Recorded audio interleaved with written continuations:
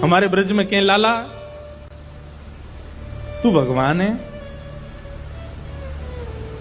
ठाकुर जी बोले काई को मधुमंगल तू ये काई को पूछ रहा हो? बोले ना ना, हमने ऐसी सुनी है कि जब गर्गाचार्य जी आए ना तो वो कह के गए कि यशोदा मैया तुम्हारो लाला नारायण समान गुण ही है, और तेरी हरकतन ते हुए ऐसा लगे कि तू कहीं भगवान तो ना है। तो ठाकुर जी धीमे से बोल जाते हैं, बोले मधुमंगल एक बात बताऊं? बोले कहा, मैं जय जय ही हूं, मैं भगवान ही हूं। तू सांची भगवान है? बोले हाँ। लाला मैं सबन ने बता दूं कि तू भगवान है?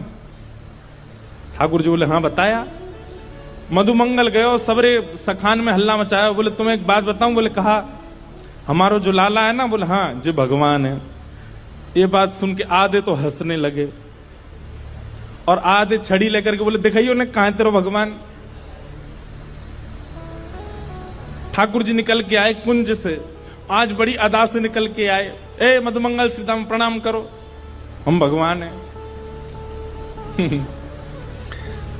नहीं मानते, नहीं स्वीकार करते। एक दिन ऐसी लीला भागवत में आती है कि एक बार जागरण हुआ, ब्रज में जागरण कराया नंद बाबा ने।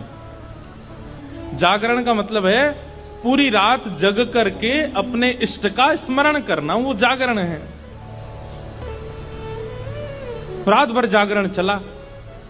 तो जागरण के काल में जैसे ही थोड़े ब्रह्म मुहूर्त का समय हुआ, तब घड़ी तो होती नहीं थी, अंदाजा लगाया तो नंद बाबा को लगी कि भाई ब्रह्म मुहूर्त है, क्यों मैं स्नान करवे जाऊं। तो जैसे ही नंद बाबा ने यमुना जी में प्रवेश किया, क्योंकि अब तो नहीं ऐसा होता पर नदियों में भी स्नान करने का समय होता है। ब्रह्म काल से पहले अगर आप नदी स्नान करते हैं तो वो देवताओं का समय होता है, उस समय देवता स्नान करने आते हैं, उस समय नहीं करना चाहिए। तो नंद बाबा देव काल में चले गए और जैसे ही नदी में स्नान करने पहुंचे तो गंधर्वजन इनको पकड़ के ले गए। जब नंद बाबा बहुत देर तक नहीं आए तो सबने जाके ठाकुर जी से कही। तो ठाकुर जी गए और ठाकुर जी ने यमुना जी में प्रवेश करके गंधर्व लोक में जाकर के नंद बाबा को वहां से छुड़ाया और वापस लेकर के आए।